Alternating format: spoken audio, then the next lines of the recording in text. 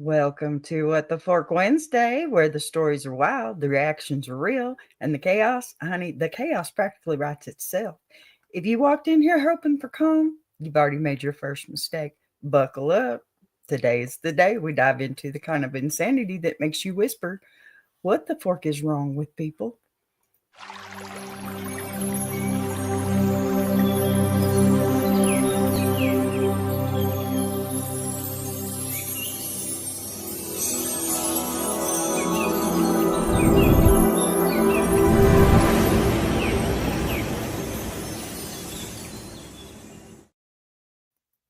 All right, y'all, come on in, get comfortable. Get your coffee, get your tea, get your soda, your emotional support snack, whatever you think you need, because today is What the Fork Wednesday. That's right, I said it. What the fork? And let me tell you something. This midweek energy already feels like the whole universe woke up. Absolute chaos. Okay, it shows chaos and handed me a stack of stories hotter than a skillet left on high. Now, before we jump into this tornado of nonsense, let me set the tone for all the new folks who might be strolling in wondering what kind of show they just clicked on. Ask a Bee is where we laugh, we learn, we roast, we heal, we sometimes, only sometimes, we clutch our pearls and ask, Lord, why me? Why today? Why this level of stupidity? And believe me, the stories we've got lined up today have a questioning amount of things I used to think were solid, like, common sense, basic manners, and well, whether or not people actually listen when life is trying to teach them a lesson. So now here's the beauty of what the Pork Wednesday is. This is the one day a week where we don't hold back. Well, we hold YouTube back, but we don't hold back. This isn't Truth Teller Tuesday, okay, where we unpack the emotional suitcase. This isn't the Circle Back Now Friday. I'll tell y'all that soon. Where we tie a pretty bow on the week. No, not doing that today, baby.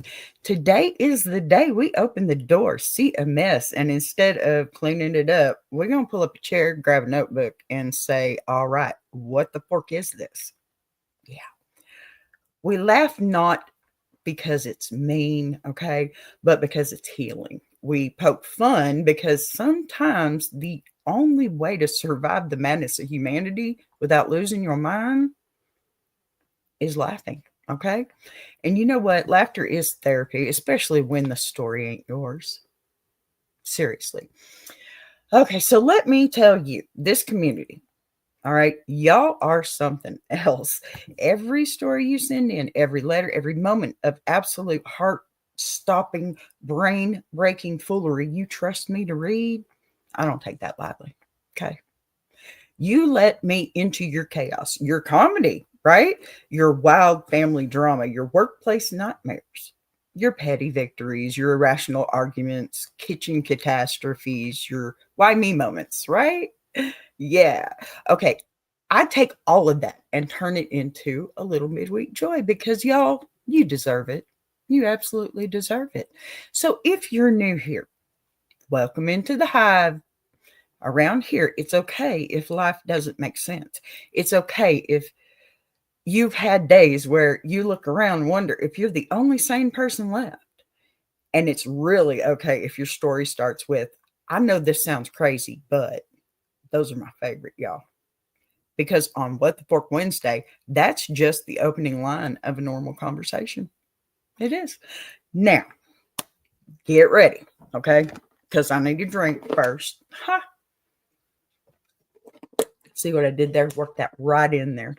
Okay. Get ready because the letters we're starting with today, ooh, honey, I previewed them and I had to set them down twice just to process this. Both of them. Seriously. They got drama, confusion, energy. They got everything except for the thing that these writers should have had from the very beginning, which is probably a moment of silence to ask themselves why the fork they were involved in this mess to begin with. And yes, I've got thoughts. You already know. So welcome in. Okay. Grab your spot, settle your spirit, and get ready to holler, gasp, cringe, laugh, shake your head, and maybe even reevaluate your own life decisions. Who we got in here this morning? Happy Wednesday, plus sister. I'm so happy to see you, honey. Thank you for being here. You might like this one today. We're going to go funny. This is What the Fork Wednesday. I said it. It's pretty close, but it's not the real deal. So, YouTube. So, baby, we're just getting started. Alrighty. You know, I've started this thing before we slide head first into those What the Fork story or letters. We're going to do a What the Fork story from me. Yeah, I can't say that too fast. I'm going to lose myself on that one. If I drop an F-bomb, it was not intentional. Dear Lord, forgive me. Okay, I need to prepare your spirit a little bit because what we're about to read is not something you can jump into cold. No.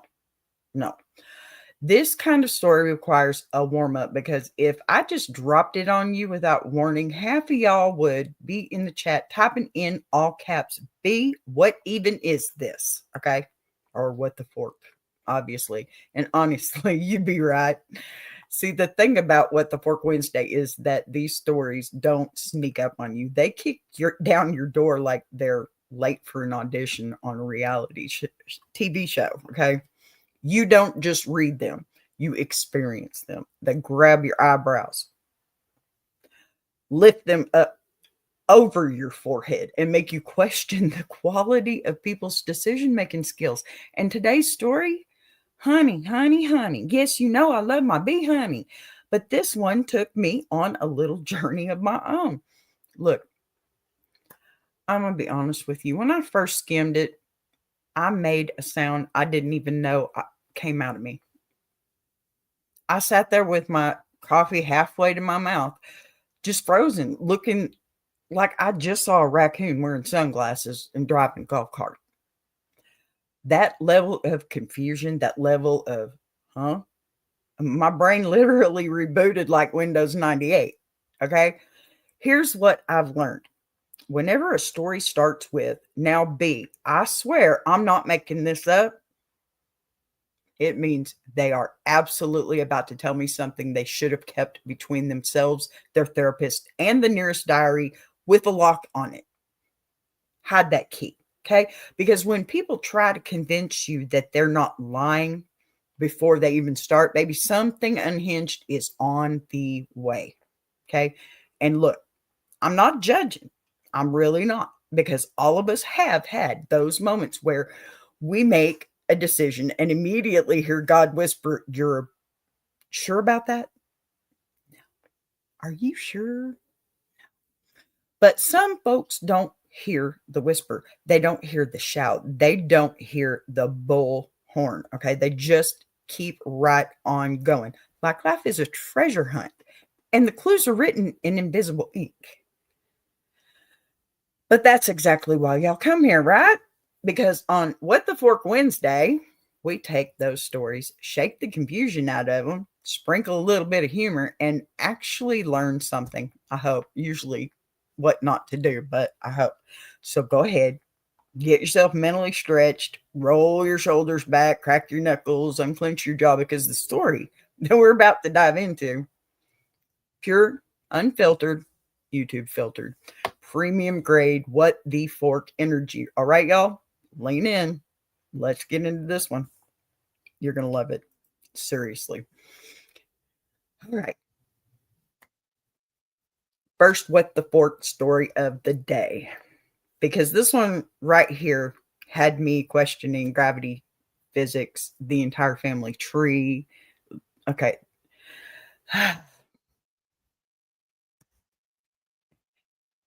So this letter is different, and I'm reading a letter for this one because I couldn't find one chaotic enough. But this letter comes from someone who signs off as stressed and blessed in Baton Rouge. And honestly, by the end of this, you're going to understand exactly why both of those words belong in the same sentence.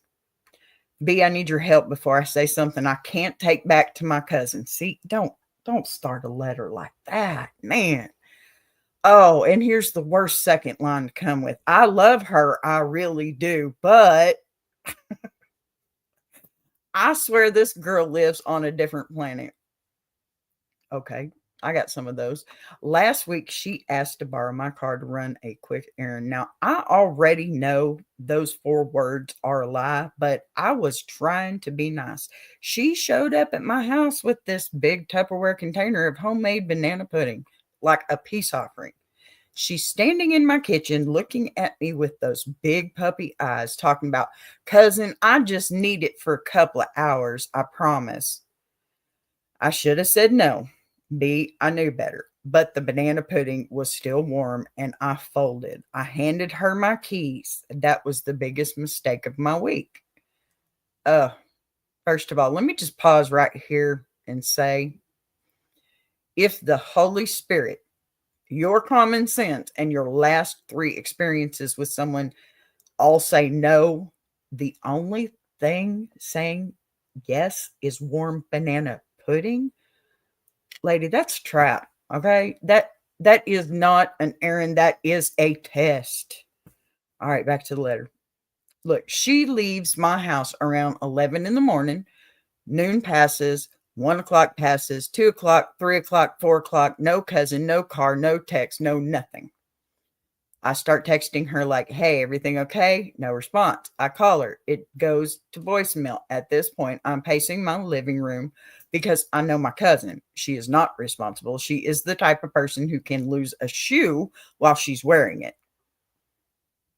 Wow. Okay, I knew I should have trusted my gut, and yet here we are. Finally, around 6 in the evening, she calls me sounding out of breath, like she just finished running from the cops, the mailman, and the rent office all at once. You already know when somebody waits a full 7 hours to call you back and starts with heavy breathing, nothing good is about to follow. They are not calling to say thank you. She says, cousin, don't get mad, but something happened. Oh my gosh. B, I almost hung up right there because anytime someone starts a sentence with don't get mad, they absolutely did something you should get mad about. True. So true. I take a deep breath and I say, what happened? She says, okay, so the car is fine, but I can't find your keys.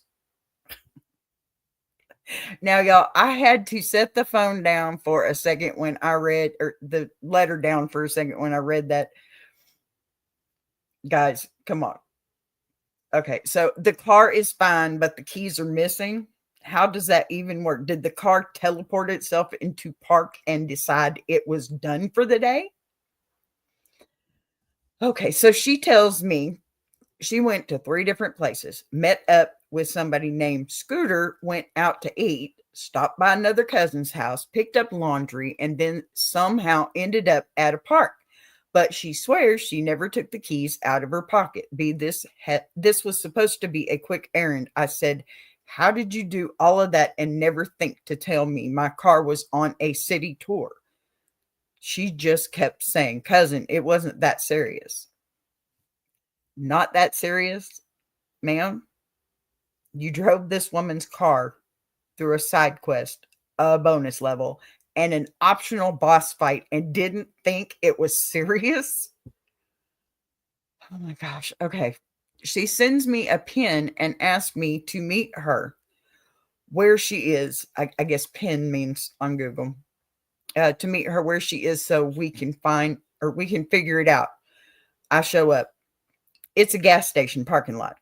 My car is sitting there parked crooked like it tried to get in the lines and gave up halfway.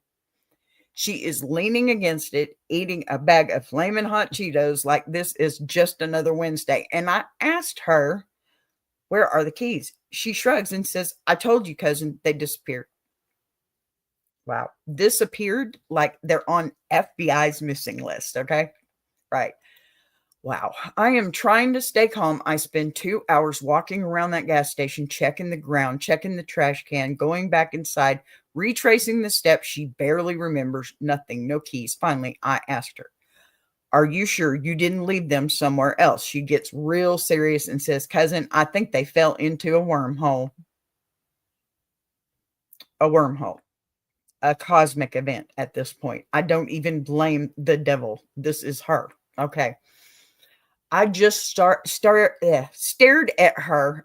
I said, a wormhole? She said, yeah, like in those space movies. Things fall through portals sometimes.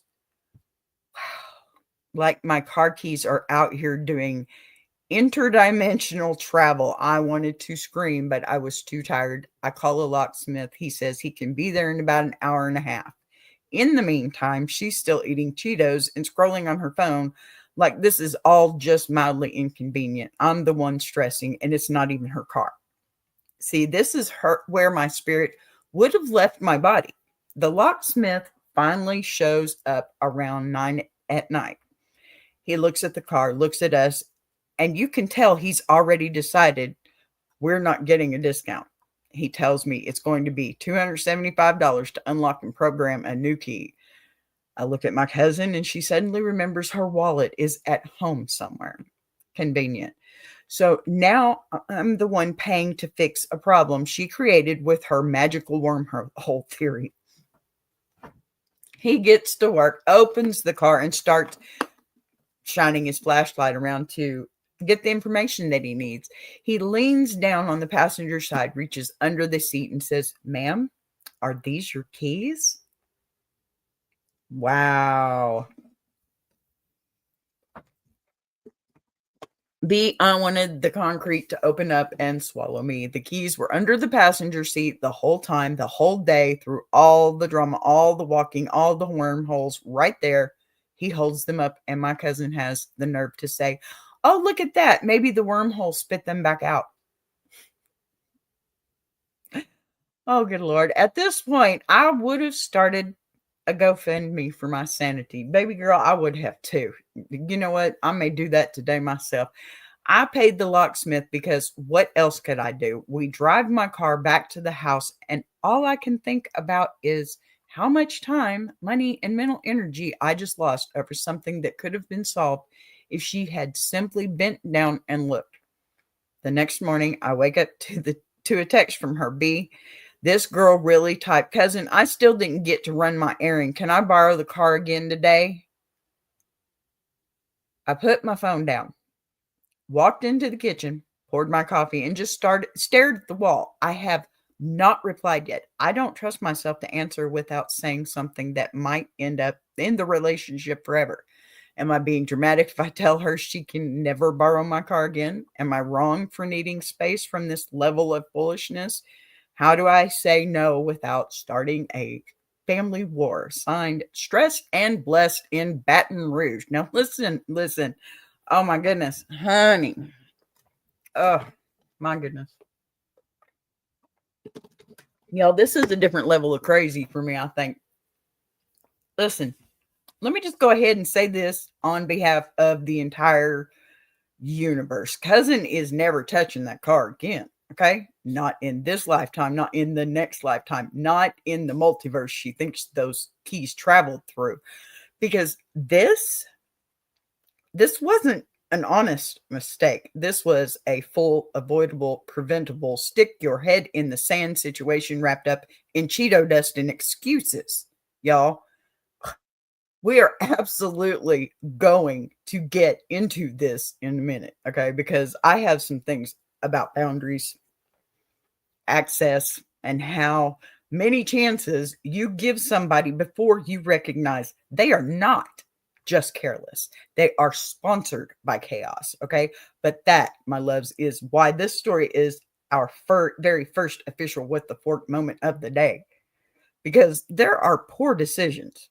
There are bad habits. And then there is looking at lost keys and blaming a wormhole. Y'all, I don't even know how to. I don't have an answer for this one. I just needed y'all to hear that mess. Seriously. That's the best answer I got. That is what the fork. Right? Oh, my goodness. All right. Take a breath with me after that one, because that was some chaos. Lord knows what else is lurking out there waiting to test our patience today. But here we go. We're not done yet. Not even close. because it's time for the Bless Your Heart segment. And yes, this is usually the chaos segment, but I think that took the cake. That's why I read that one first. So, listen, if you're new around here, let me help you out real quick. When a Southern woman says, bless your heart, she's not praying for you. She's giving you a gentle little verbal pat on the head because whatever you're dealing with is either so ridiculous, so backwards, or so avoidable that we have crossed the line into spiritual comedy. This is where compassion meets confusion, and it tries absolute best to stay gracious. Really. And I swear, okay, every single week, y'all send me letters that make me stop mid sip of my coffee and just stare at the screen like, oh, honey, no. Yeah, I like that word, honey. And yet here I am, loving every minute of this because it's part of the show where we can get real, right? These things happen, and people need to know they're not the only ones. This is the moment where denial starts melting away. Okay, the truth starts bubbling up like a pot that you forgot was on simmer, right? And we finally get down to what's really happening behind the scenes of these really wild stories that you send me. Now, today's Blessed Your Heart letter, when I say it arrived already sweating, I mean the email had humidity. Okay.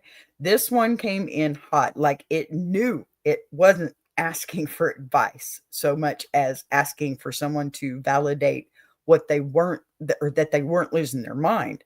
And let's be honest. Okay. Sometimes that's all a person really wants. Not a fix, not a lecture, not a 10-step plan, just a witness to the madness, right? Someone to look at the situation and go, no, baby, you're not crazy. This really is as backwards as it feels. Look, what I love most about this segment, though, is how often these letters hit that universal nerve, right? Everybody can find a little piece. Oh, man, I know that. Yeah, I know that. The moment where we recognize ourselves in someone else's mess, because life doesn't always come at us with the big dramatic stuff. Well, it can be priceless. You can find your answer here. A comment, a habit, a boundary that keeps getting stepped on, a relationship that you've, I don't know, been holding together with a prayer, tape, maybe some wishful thinking. This is where we dig into the situations that poke the soft spots, the places we avoid, because facing them requires honesty and vulnerability, and sometimes even admitting we stayed too long at the table we were never meant to sit at, right? Today, as we move into this bless your heart moment, I want y'all to listen with both your ears and your spirit, because this one is layered. It's got a little bit of family, a sprinkle of guilt, a dash of obligation, and a whole lot of emotional tug of war. It's one of those letters where you can feel the writer twisting themselves into a pretzel, trying to do right by everybody but themselves. And if that hit you just now, well, bless your heart, because I know that feeling too. All right, let's go ahead. Open up this letter before the chat starts shouting at me, because trust me, you're going to want to hear this one. Now, I think I'll need a drink for this. Pardon me. All right, dear B, girl, I need you to take a deep breath before you read this, because what I'm about to tell you is the kind of story that makes Jesus close the blinds and say, not tonight. So, B, last weekend, my Aunt Cheryl hosted what she called a simple backyard barbecue. What she failed to mention was that she has recently gotten deep into self-sufficiency TikTok, and apparently she thinks that means setting the neighborhood on fire. Wow, okay. It all started when she decided to slow roast a rack of ribs using nothing but a magnifying glass, a bag of charcoal, and the power of intention. That sounds scary already. B, she set the grill on top of her trampoline because she wanted the heat to circulate. I begged her not to. She said, trust the process. I did not, but the trampoline sure did because the whole thing lit up like a Pentecostal Sunday. Before I could even call 911, my cousin Jerome, who is on probation and thinks he's an inventor, rolled out with a fire extinguisher filled with Kool-Aid. He said, don't worry, family. I saw this on YouTube. It did not put out the fire. It caramelized it. The trampoline turned into a giant brulee.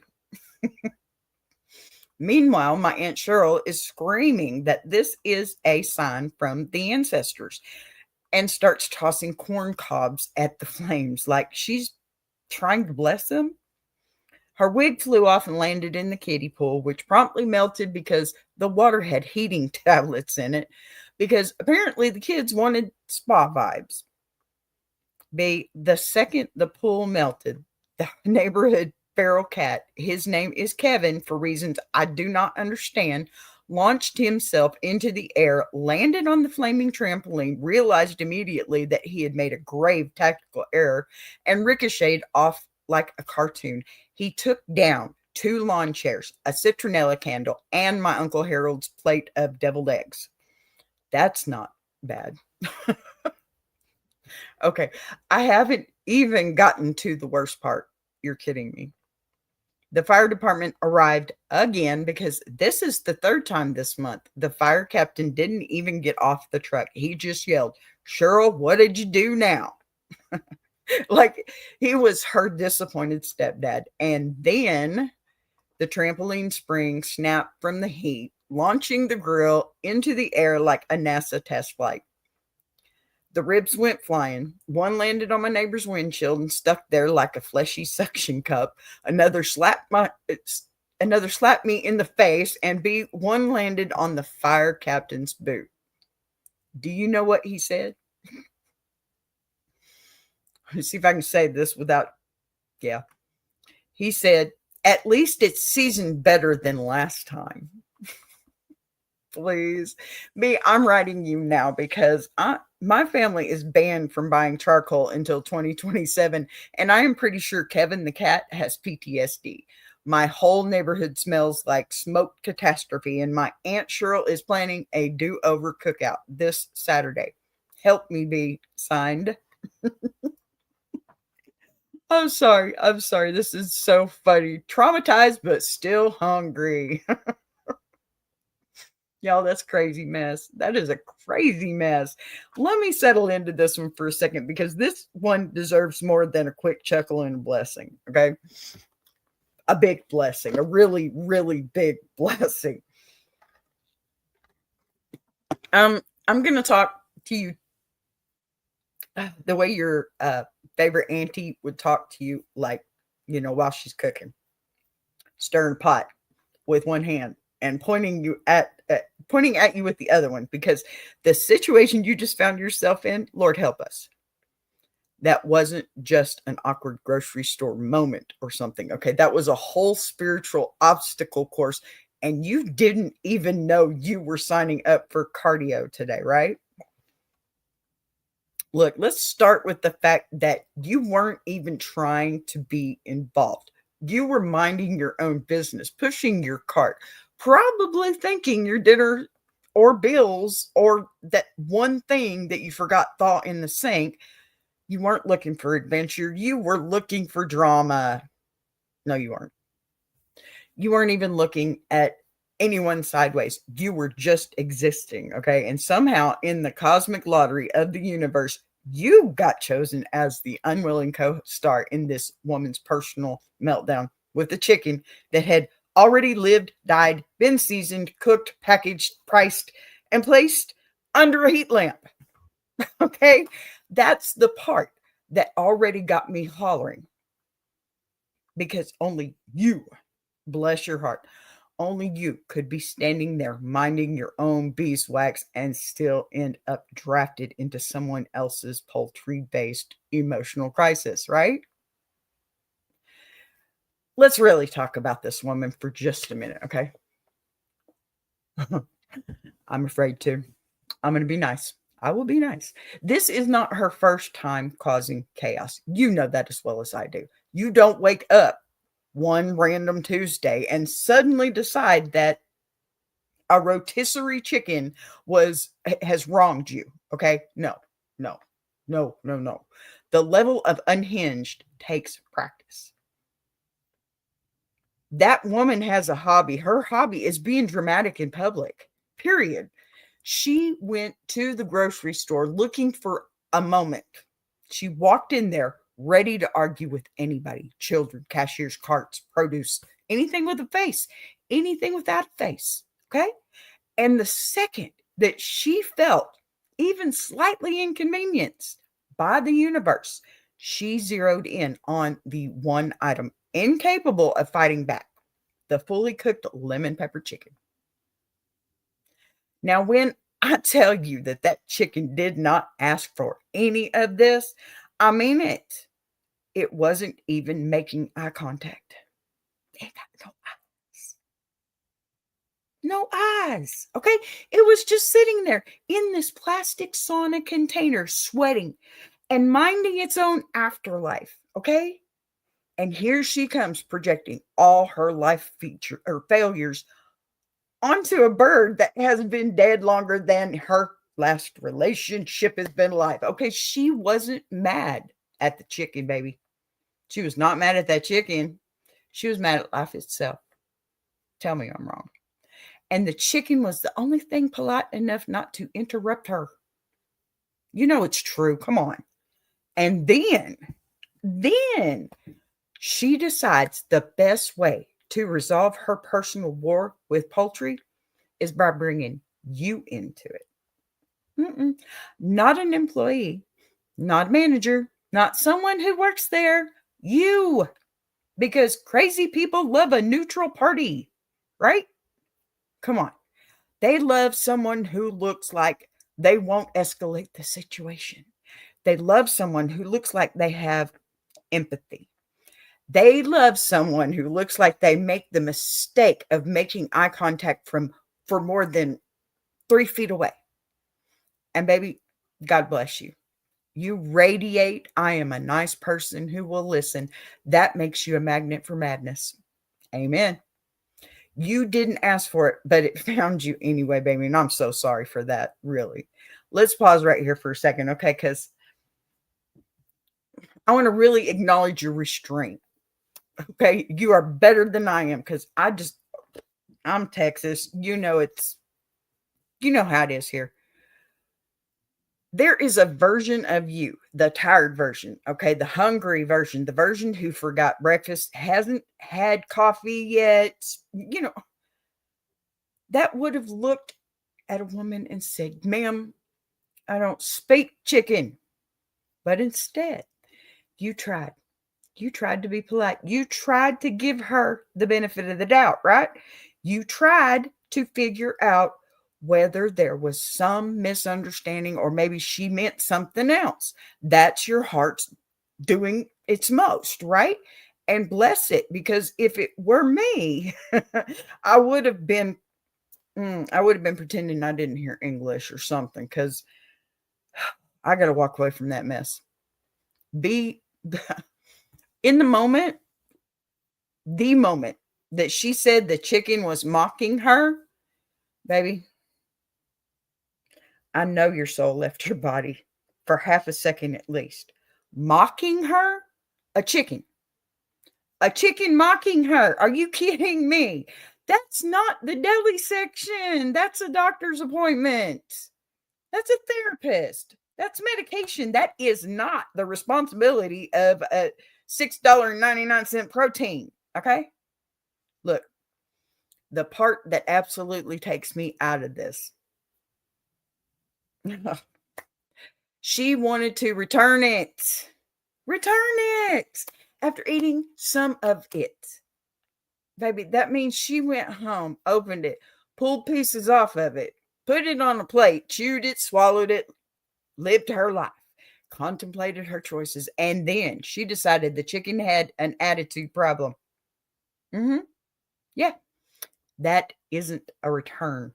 y'all. That's a hostage negotiation. And the poor employee, oh, I felt that. You could see the exact moment that their will to live just clocked out and left them alone with all y'all. They didn't get paid enough to manage poultry-based emotional damage. And then you, unwillingly, unprepared, unequipped, undeserving, got put in the position of mediator between a woman and her leftover protein. Seriously, you handled it with grace. You didn't laugh. You didn't roll your eyes. You didn't pull out your phone and record it for TikTok. I would have. You handled it like the adult in the room because clearly you were the only adult there. And that right there, that's why I am blessing your heart today, honey. You were placed in a ridiculous situation, a sitcom plot with no studio audience, and you still managed to choose peace. That's called growth. That's called maturity. That's called I am too old for this nonsense. But here we go again. Let me offer you some truth here, though. Okay, crazy like that is a spiritual test. You know it. When the universe hands you someone arguing with the chicken, it is checking your patience, your self-control, your sanity, and your ability to not get dragged into someone else's chaos. Now, you passed, okay? We passed. It's done. You didn't catch the crazy. You didn't absorb her energy. You didn't let her pull you into her fantasy world where poultry has opinions and deli counters are battlegrounds, right? You stayed you. So here's my final blessing for you, honey. Bless your heart for choosing peace when chaos tried to crown you a queen, okay? Bless your heart for surviving someone else's meltdown without catching an emotional shrapnel. Bless your heart for recognizing that sometimes people ain't mad at the thing they're yelling at. They're mad at life. And the chicken just happened to be the only one who couldn't talk back. Bless your heart for writing this down, okay? Because I swear to you, this is exactly why this show exists, okay? Without people like that walking around free, we wouldn't have anything to talk about on What the Fork Wednesday, y'all. Crazy mess. Crazy mess. All right. I'm going to have me another drink. That was a long one. That was a good one, though. You got to breathe, people. Just breathe with me, would you? Breathe. All right. Here we go again. Now, this is the gravel road. And while this is usually, the tearjerker, it's not going to be. At least, I don't think it is. But this one is our gravel road segment. And one dry wall patch away from losing my religion. Yep. All right, y'all. Now that we've laughed ourselves breathless, because I'm telling you, I'm sitting over here trying to breathe and survive the chaos of What the Fork Wednesday, bless your heart letter, it's time to take things down a different road. It's the gravel one, of course. The one I'm talking about, the road that rattles your car, shakes your cup holder, makes your GPS question its life choices, and forces you to slow down because speeding will literally send you into a ditch on a gravel road. Yeah. Seriously. The part of this show, okay, this is where we stop cackling long enough to check our emotional tire pressure. And let me tell you, after the week I know some of y'all have had, those tires are bald, not worn, bald, y'all. Showing threads like a Walmart lawn chair in July. The gravel road is where the truth isn't funny anymore. It's useful. It's grounding. It's uncomfortable in that good way, like the kind of advice you don't want to hear, but absolutely needed because somebody had to say it before life said it the hard way.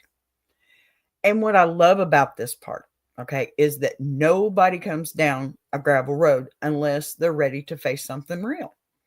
You don't accidentally end up on one, okay? You choose it. You turn onto it, knowing the ride is going to be bumpy, knowing the dust is going to kick up, knowing that there is no smooth asphalt to glide on. But you go anyway, because sometimes the most important conversations don't happen on the polished streets, okay? They happen right where it's rough, uneven, and honest. Sometimes a pothole is exactly what you need. Seriously. So this is the place where pride drops out of the passenger seat and ego climbs into the trunk. This is where you can't pretend anymore because the road forces you to slow down and hear yourself think. Now listen, this is not a place for performance, okay? This isn't a place for drama. This isn't a place to dress your pain up in humor like we do in the earlier segments, okay? The gravel road is where we talk about the things you don't post on social media. The things that, they sit heavy on your chest at night, the things you don't tell your mama or your best friend or even the people you love because you don't want to worry them or embarrass them or admit that the strong one needs help too, right? But baby, even the strongest people have to pull over sometimes before the engine overheats. Even you. No, especially you. Okay? So as we turn into this gravel road together, take a breath, unclench your shoulders, let the laughter settle so your heart can actually hear what it needs to hear. Because the letter coming up next, this is someone standing right at the edge of something difficult. Someone who needs softness and truth in the same sentence. And also someone who's not asking for perfection, just perspective. And that's why we do this part, to put our feet back on solid ground after the madness. Gravel might shake you, but it'll steady you too. Okay. Let's just see what's waiting for us on this road today. Okay. You'll understand in a moment. I have to have a drink. Okay. Dear B, I need help before I end up on the evening news because my life has decided to turn into a full-blown circus without asking my permission. See, I know everybody can say been there, done that. I'm not talking about regular chaos. No spilled coffee, no flat tire, not even the usual my boss is allergic to competence type of nonsense. I know that one. Not you, boss man. Totally not you. Not talking about you. I swear to God. I'm talking about a level of crazy that feels spiritual, like the Lord took his hands off the wheel for 1 second and my life immediately swerved into the twilight zone. So let me start here. All right, honey, let's go. Let me get comfortable for this one. My neighbor, who I swear has the energy of a raccoon that's been drinking espresso, decided that last week he is now a self-taught wildlife rehabilitator. I didn't ask questions. I minded my business because I thought, okay, maybe he found a baby squirrel or a pigeon with a limp, whatever. No, this man brought home a full-grown emu, not a chicken, not a duck, an emu, a dinosaur bird, a 7-foot feathered demon with legs like a linebacker and the personality of a toddler who skipped a nap. Oh my goodness. And he keeps it in his townhouse next door, sharing a wall with me. Oh Lord. This creature screams, not chirps, not caws. It screams like it's seen things. It runs up and down the stairs so hard my pictures are crooked. And yesterday, and Lord, I wish I was exaggerating, it broke through the shared drywall and stuck its head into my living room. Like a deranged feathered landlord doing a wellness check. I jumped so hard I threw my soup across the room. The emu looked offended, like I interrupted its day. Well, poor emu. Jeez. All right. So naturally, I went next door to tell him, sir, your prehistoric nightmare has joined me for lunch. And he had the nerve, the audacity to say, oh, yeah, Kevin does that when he's feeling social. B, the emu's name is Kevin. Kevin. He named it like it's a CPA, not a flightless demon with violent knees. And here's where it gets worse. He asked me if I could keep Kevin company today while he runs errands because, and I quote, Kevin has separation anxiety. I told him I have my own anxiety and none of it involves babysitting a dinosaur. B, I need you to tell me what to do before this bird takes over the lease because at this point, I'm not sure who the legal tenant is anymore, me or Kevin. Signed, one drywall patch from losing my religion. Honey, I think I'd be more worried about losing something else, like your whole entire mind, right? For real? Good Lord. Baby, sit down and pour yourself something strong because, oh, what I'm about to say is coming from a place of love, honesty, and deep spiritual exhaustion I've ever felt on behalf of another human being. You are living next to a man who has completely surrendered his life, his sanity, and apparently his drywall to a flightless dinosaur named Kevin. What? Are you sure?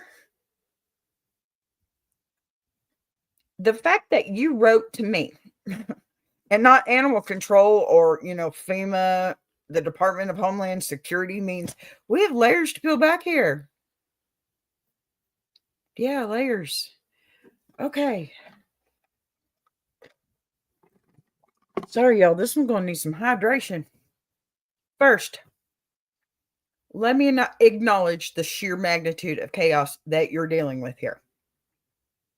An emu in a townhouse, in a shared wall townhouse. I want you to understand that you weren't chosen at random, okay? The universe didn't spin a wheel and land on your name. No, it saw your spirit, recognized your patience level, was almost at capacity, and said, let's test that suspension system. Because that is what gravel roads do. They expose every loose bolt in your life. Honey, you are living next to the human embodiment of an unsecured trailer hitch. Yeah. Let me paint this clearly. You are dealing with a grown ass man who looked at a wild ass animal large enough to commit tax fraud and said, yes, this belongs inside my home. That's not eccentric. That's not even quirky. That is a man one minor inconvenience away from inventing his own laws. Okay. People don't wake up one day and casually adopt an emu. Something in their soul has already been fermenting for years. Okay. He didn't find the emu found him. And the worst part, he welcomed it like it was a lost fraternity brother. You got to be kidding me. Let's talk about Kevin breaking through the wall. Baby girl, a bird should not be capable of home invasion. That is not normal, okay? That is not spiritually aligned, okay? That is not a side mission you get in a video game. That is a sign. I don't know what kind of sign, but it's a sign. And the fact that Kevin, the emu, didn't just break the wall, he introduced himself by sticking his head into your living room like a nosy HOA president. That tells me two things. One, Kevin is comfortable. Two, Kevin is bold. That bird walked in like he was coming to check your thermostat settings. And let me tell you something with all the love in my heart, okay? The second an animal breaches the barrier between next door and my home, the animal has declared jurisdiction. Kevin thinks he lives there now. He is exploring the property. He is assessing the layout and he is planning future renovations. That bird is mapping out where he will place his furniture once he realizes your place has better lighting, better food.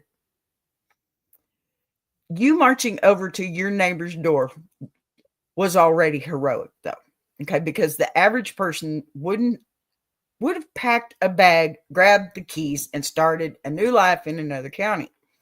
But you, honey, bless you, walked over there like a rational adult.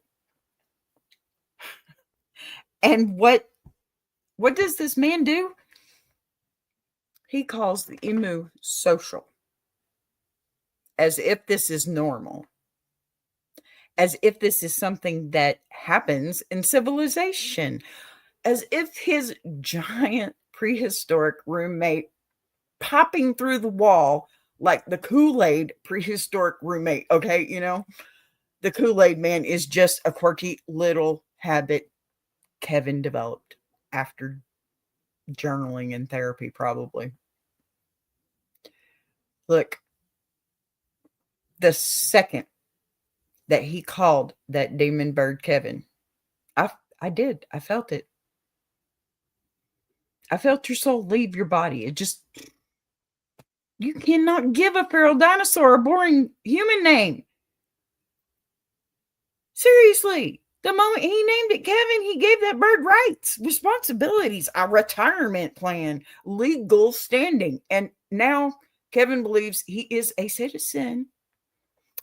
The request to keep Kevin company is where I lost all composure. Yeah. That is the point where your neighbor revealed he is living in a fantasy fully separate from our dimension. Yeah. Because he didn't apologize. He didn't fix the wall. He didn't even offer to reimburse anything. No. He asked you, a civilian, taxpayer, innocent bystander, to babysit a 7-foot, anxiety-ridden, feathered linebacker. I wonder if we can get him on the Cowboys. Sorry. That man has turned you into emotional support for his emotional support dinosaur. That's what's happened, honey. Here's the truth. You came down this gravel road to here. Okay? You don't have an emu problem. You have a liability problem. You have a structural integrity problem. And you have a neighbor whose grip on reality is hanging by dental floss. There is nothing in your lease, your life plan, your spiritual calling that says you are responsible for managing the emotional needs of a bird tall enough to dunk on, shack. Here's the real truth that hits, okay? Pardon me. You cannot reason with someone who thinks they have a healthy co-parenting relationship with an emu. This is not a conversation. Pardon me. This is not a mediation, okay? This is not something you solve with boundaries or gentle communication. This is a situation that requires documentation, witnesses, photographic evidence, and the strength of the Lord, honey. Amen. Your job is not to fix Kevin. Your job is not to fix the neighbor. Your job is to protect your sanity, your home, your wall, and whatever remains of your soup, okay? Here's my advice. Spoken carefully, calmly, and with full gravel road clarity, okay? You need to document everything, every scream, every wall impact, every unauthorized dinosaur visitation. You need to become a historian of chaos, okay? And then when the moment comes, when Kevin inevitably decides to renovate again, you hand that file to the manager or the city like, here is the saga of Kevin the wall breaker, and you let them handle that creature. His owner cannot, obviously. Because, baby, you cannot fix a situation that started broken. You cannot negotiate with someone who believes drywall is optional. And you definitely cannot spiritually realign a man who thinks he's Dr. Doolittle with a felony. You can, however, protect your peace. You can set your boundaries.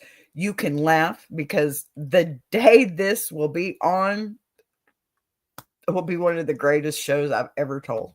Sorry, it will. Bless your heart, bless your walls, bless Kevin. Okay? Because that bird is on a journey none of us were prepared for. None of us. Not me, not you, not nobody. That's crazy mess. All right, y'all. We have Lady Diary tonight. I've got a nice little panel going. I'm excited, and I want you to be there. All right. So before I wrap this circus we call the What the Fork Wednesday, let me take a real minute, not the fake polite kind, okay, to talk directly to the folks watching right now. Because if you've made it through the petty, the chaotic, the emu on the loose saga, and the gravel road truth telling, then you're absolutely one of us. And you need to hear this next part with your whole chest, okay? This show doesn't just happen out of nowhere. It grows because of you. The people who show up every day at noon, laughing, shaking your head, clutching your chest, sending in stories that make me question the stability of civilization. Y'all keep the B universe moving. And I don't want you watching passively like you stumbled in by accident. No, baby. You are part of this community now. The good, the wild, the unhinged, and the holy blessed mess. All of it. So here's what I need from you. If you laughed today, even once, hit that like button like you're swatting a mosquito in July, okay? If you caught yourself talking back to the screen, go ahead and share this stream with somebody who needs a break from their own chaos. And if you're sitting there thinking, Lord, I've got a story B needs to hear, then baby, please send it. Send your petty, send your truth, send your gravel road, send your what the actual fork just happened to me. The email is on the ticker, on the screen, and it stays open because I know y'all are living through material every single day. Okay. And while you're at it, make sure you tap into the whole family. The Iron Sharpening Iron universe is moving right alongside of us. And if you aren't watching Big Jack, Walt Talks, Mama Lions, the whole crew, then you're missing half the blessing and all the fun. Those shows are where the grown folks gather. That's where encouragement meets reality and comedy meets conversation. That's where we sharpen each other, love each other, and occasionally hold each other accountable on live air because sometimes the truth needs to be a microphone. Like the bullying going on over there between, Big Jack and Walt Talks, they just bully each other all the time. Just playing. But we're not a channel, not just a channel. We are building a network, a universe, the Iron Sharpening Iron universe. BBTV produces for them. And we do this together. There's no me, there's no you, there's we. Okay. So y'all make sure you go see some of these wonderful spinoffs we got going on. The Gentleman's Journal, Lady's Diary, that's tonight.